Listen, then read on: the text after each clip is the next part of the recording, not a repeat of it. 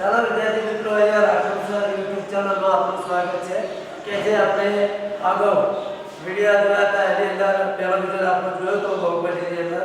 તો હવે દાખલા નંબર આપણે ત્રીજો અને ચોથો આ ચેપ્ટરની અંદર દ્વિઘાત બહુપદી જે શોધવાની વાત કરી એની અંદર સૂત્રો આપણને આપેલા છે અને સૂત્રો ઉપરથી આપણે દ્વિઘાત બહુપદી શોધીશું. તો ત્રીજા અને ચોથા દાખલામાં આપણે એ રીતે આ વિડિયો જોઈશું.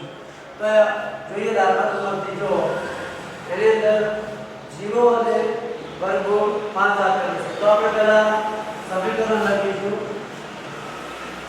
dx x2 dx c.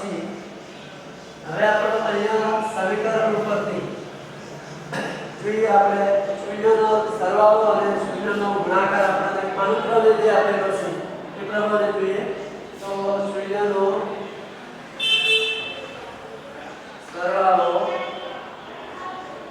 આ બરાબર આપણે સૂત્ર કયું આપે છે મિત્રો? Alpha plus beta. તો આલ્ફા બરાબર લઈએ તો આલ્ફા અને બીટા આપણને સરવાળો કેટલો આપેલો છે? 0.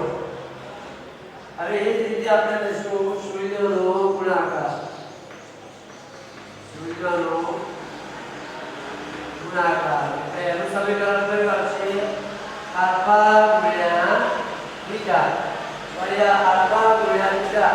તો આલ્ફા ગુણ્યા બીટા બરાબર કેટલા આપેલા છે આપણને? વર્ગમૂળમાં 5. તો હવે આપણે આ બંને કિંમતો સમીકરણ લઈશું કે જેની અંદર x² માઈનસ કૌંસમાં આલ્ફા પ્લસ બીટા કૌંસ પૂરો x પ્લસ અહીંયા આવશે આલ્ફા ગુણ્યા બીટા બરાબર 0. તો અહીંયા આ સમીકરણની અંદર મિત્રો બીજી રીતે પણ ગણી શકાય છે અને આ રીતે પણ સરળ રહેશે.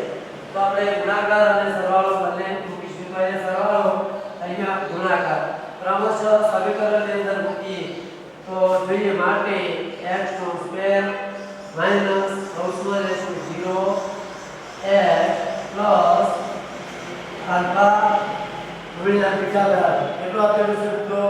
વર્ગમૂળમાં 5. તો એ વર્ગમૂળમાં 5 લઈએ બરાબર આપણે લઈશું આપેલું છે 0. તો હવે આપણે વિસ્તરણ કરીએ જોઈએ સાદું રૂપ આપતા x² અહીંયા ઉપર 0 હોવાથી ગુણાકાર થશે એટલે આ પાછું થઈ જશે 0 થઈ જશે. તો પ્લસ હવે શું વધશે? વર્ગમૂળમાં 5. એટલો મતલબ કે આપણને મધ્ય પદ આપેલું નથી એના બરાબર 0 આપેલું હતું મિત્રો. એટલે આપણે અગાઉથી પણ કહી શકાય છે અહીંયા બરાબર 0. તો અહીંયા આપણે દ્વિઘાત બહુપદી x² પ્લસ વર્ગમૂળમાં 5.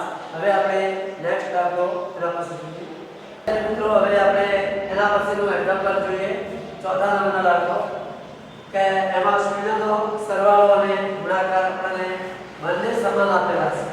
તો એના ઉપરથી આપણે દ્વિઘાત બહુપદી શોધવાનું. તો જોઈએ શૂન્યનો સરવાળો